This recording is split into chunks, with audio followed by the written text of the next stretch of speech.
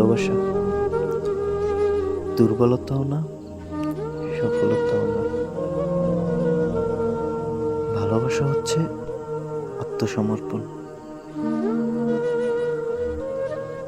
কাউকে ভালোবেসে ফেলা মানে তার সামনে আজীবনের জন্য মাথা নিচু করে দাঁড়িয়ে থাকা,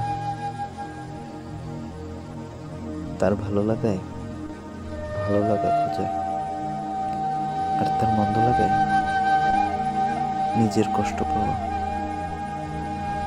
আর স্বাভাবিকভাবে যার কাছেই আত্মসমর্পণ করা হয় সে এর পুরোপুরি সুবিধা ভোগ করে।